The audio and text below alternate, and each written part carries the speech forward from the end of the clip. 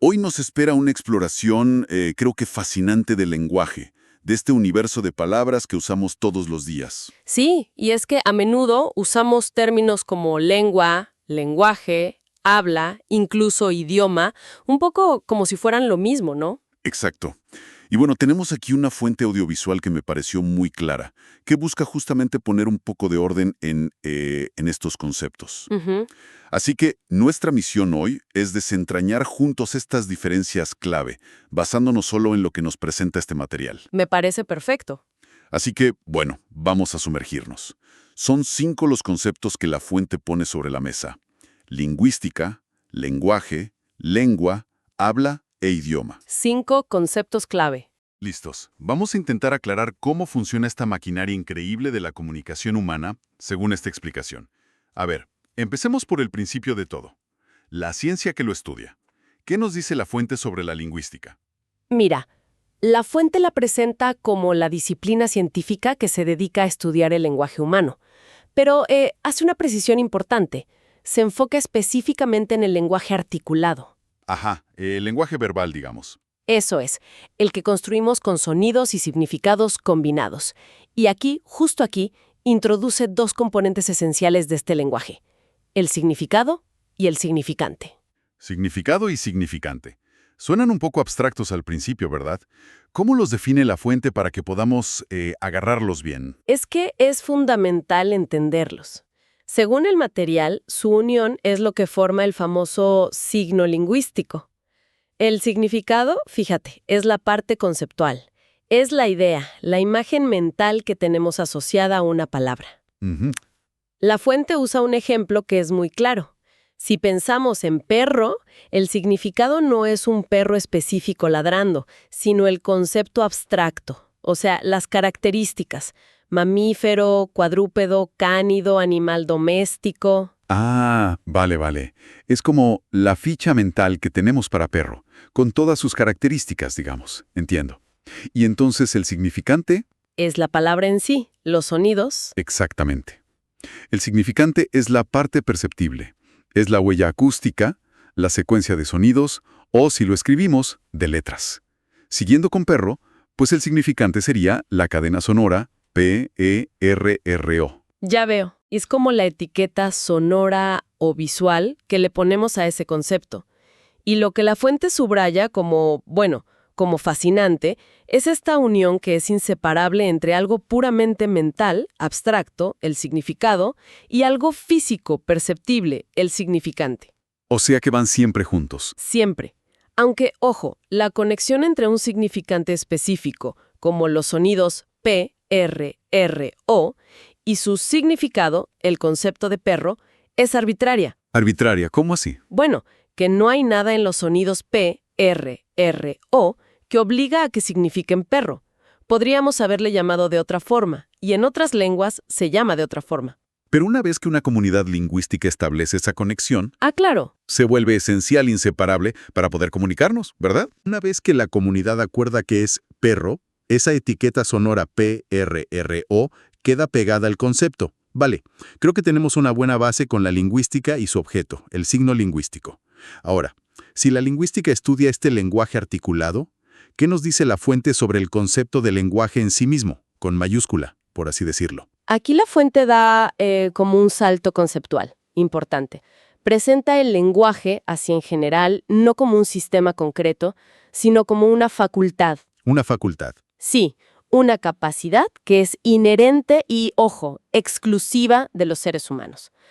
La vincula directamente con nuestra capacidad de raciocinio, de pensar. O sea, no es algo que aprendemos como, no sé, historia o matemáticas. Exacto. Según esta perspectiva que presenta la fuente, es algo innato. Innato. Como que nacemos con el hardware, digamos, ya preparado para el lenguaje, aunque el software específico, la lengua que hablaremos, se instale después con la experiencia. Esa es una muy buena analogía. Justo eso sugiere la fuente, que venimos como equipados de fábrica, con la potencialidad para desarrollar y usar sistemas de comunicación complejos. Es como una predisposición biológica. Una característica de nuestra especie. Exacto. Es la habilidad base sobre la que se construye todo lo demás en la comunicación verbal humana. Entendido.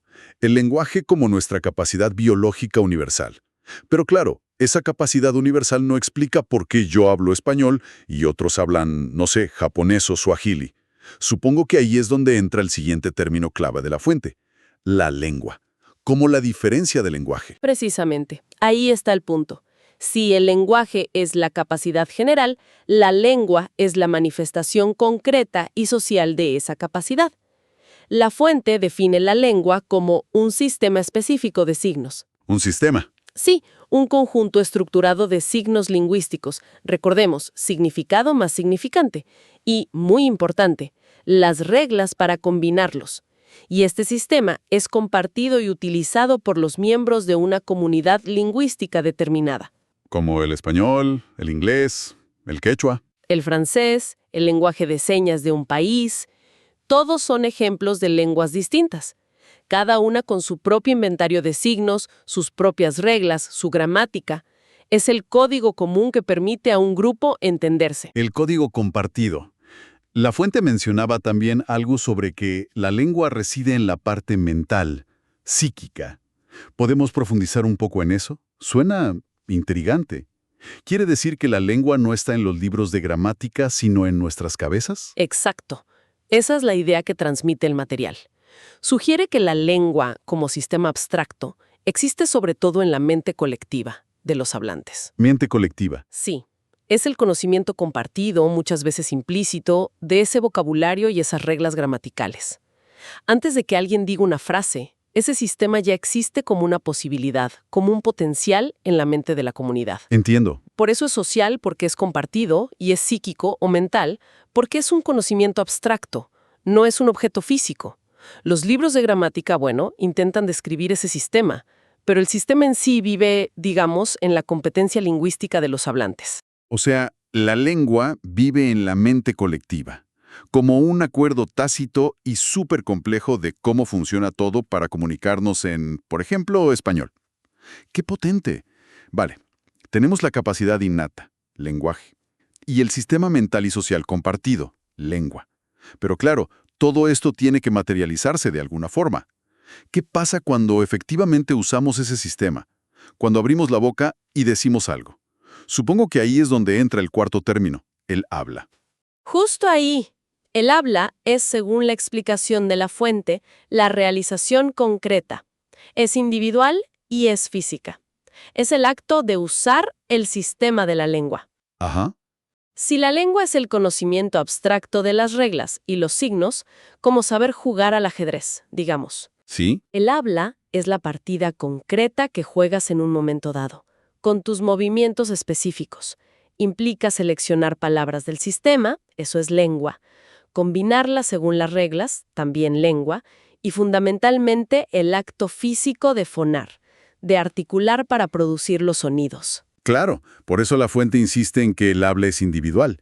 Aunque tú y yo compartimos la misma lengua, el español, mi habla es distinta a la tuya, ¿cierto? Tengo mi propio acento, mi ritmo, quizás uso algunas palabras o expresiones más que tú. Todo eso forma parte de mi habla particular, ¿no? Exactamente. Esa es la clave de la distinción que presenta la fuente. Mientras la lengua es social, es abstracta y relativamente homogénea, el sistema es más o menos el mismo para todos en la comunidad. El habla es individual, concreta, física y heterogénea. Cada acto de habla es único. Cada acto de habla es único. Sí, refleja no solo el sistema de la lengua, sino también las características personales del hablante, el contexto, sus intenciones. La fuente lo resume bien. Antes de emitir una palabra, la pensamos, la seleccionamos del sistema mental, eso es lengua, y al pronunciarla, al darle sustancia sonora, la convertimos en habla. Es la puesta en práctica personal del código social. Justo eso. Me queda mucho más clara ahora esa diferencia entre el sistema, lengua, y su uso, habla. Es fundamental. Bien, hemos cubierto la ciencia, lingüística, la capacidad, lenguaje, el sistema, lengua, y el uso individual, habla. Nos queda un último término que la fuente analiza, idioma. A veces lo usamos como si fuera lo mismo que lengua, pero el material sugiere que hay una diferencia importante, ¿no? Ligada a factores políticos o legales. ¿Cómo es eso? Aquí la fuente introduce una capa adicional de significado que no es puramente lingüística. Explica que el término idioma se reserva si hablamos estrictamente para una lengua que ha recibido un reconocimiento oficial. ¿Reconocimiento oficial por parte de quién? Normalmente por parte de una entidad política, un Estado. Es decir, una lengua se convierte en idioma cuando las leyes de un país, a menudo la Constitución, la designan como tal, y esto le otorga un estatus legal específico. O sea que esto suele implicar su uso en la administración, en la educación, en documentos oficiales, ese tipo de cosas. Exactamente. Entonces, a ver si entiendo. Una lengua podría existir perfectamente, ser hablada por miles de personas, tener su gramática, todo, pero no ser considerada idioma si ningún Estado le dé ese reconocimiento oficial. Precisamente, esa es una distinción crucial que plantea la fuente. Hay miles de lenguas en el mundo, sistemas de comunicación completos, complejos, usados por muchísimas comunidades. Sin embargo, solo un subconjunto de ellas tiene el estatus legal de idioma en algún país o región. Vaya. Y para ilustrar esto de manera muy concreta, la fuente pone el ejemplo de Perú. Sí, mencionó algo sobre la Constitución peruana. ¿Qué dice exactamente? Hace referencia a la Constitución Política del Perú, la de 1993. Según este documento legal, se establece que son idiomas oficiales el castellano y en las zonas donde predominen también lo son el quechua, el aymara y las demás lenguas aborígenes según la ley. Interesante. Y la fuente añade que en Perú existen además del español unas 48 lenguas originarias aproximadamente. ¿48? Sí. Entonces, al ser reconocidas explícitamente por la Constitución como oficiales, al menos potencialmente o en sus zonas, todas estas lenguas habladas en Perú adquieren, desde esta perspectiva legal que describe la fuente, la categoría de idiomas dentro de Perú.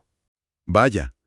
Entonces, en Perú, llamar idioma al quechua, al aymara o a una lengua amazónica no es solo describir un sistema lingüístico, sino que es también un reconocimiento de su estatus legal que le da el Estado. Eso sí que cambia la perspectiva sobre cómo usamos esa palabra. Totalmente. No es solo lingüística, es también política y derecho. Totalmente. Este ejemplo del material que analizamos muestra perfecto cómo un concepto que es primariamente lingüístico, la lengua como sistema, se cruza con factores que están fuera de la lingüística, políticos, legales, sociales, para dar lugar al término idioma. Una lengua no necesita ser oficial para ser una lengua completa y válida, claro está. Claro. Pero el ser reconocida como idioma le da una dimensión y unas implicaciones sociales y políticas adicionales.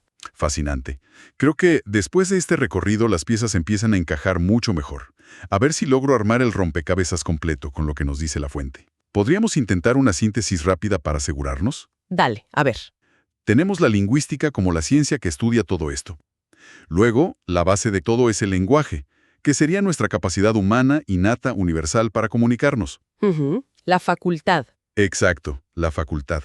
Esta capacidad abstracta toma forma concreta en diferentes lenguas, que son los sistemas específicos de signos y reglas compartidos socialmente por comunidades, como el español, el maya, el alemán. El código compartido, sí. Cuando una persona usa ese sistema en un acto concreto, con su voz, su estilo particular, eso es el habla individual. La realización concreta. Y finalmente, si un Estado decide darle un reconocimiento legal y oficial a una de estas lenguas, entonces la llamamos idioma. Va por ahí la jerarquía o la relación que plantea el material. Has capturado la esencia de las distinciones presentadas en la fuente de manera excelente. Esa es la secuencia lógica y la relación jerárquica que se desprende de la explicación. De lo más general y abstracto, que es la capacidad del lenguaje, ¿Sí? a lo más específico y concreto, que es el acto de habla, pasando por el sistema social, que es la lengua, y añadiendo esa capa político-legal, el idioma.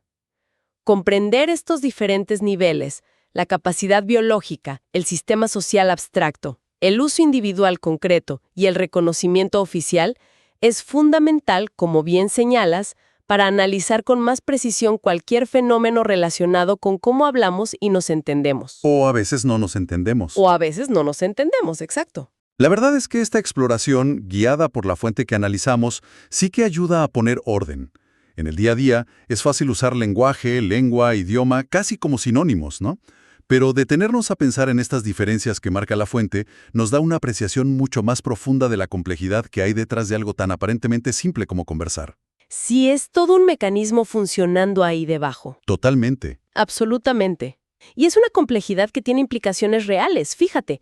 De hecho, esta distinción clave entre lengua como sistema social compartido y habla como realización individual variable nos deja con una reflexión interesante, algo para seguir pensando más allá de este análisis. A ver. Si la lengua es el sistema ideal y compartido, y el habla es cómo cada uno de nosotros lo usa con sus variaciones, el acento, la entonación, el léxico particular que elegimos, ¿cómo influye esta diferencia teórica en la forma en que percibimos y valoramos socialmente las distintas maneras de hablar dentro de nuestra propia comunidad lingüística? Buena pregunta. Tendemos a ver los diferentes acentos o dialectos como simples variaciones naturales del habla, que es lo que son, o a veces caemos en juzgarlos quizás erróneamente como si fueran desviaciones o errores respecto a la lengua estándar o ideal. Es una pregunta potente para cerrar. Es algo que vale la pena hacerse la próxima vez que notemos que alguien habla diferente pero usando la misma lengua que nosotros.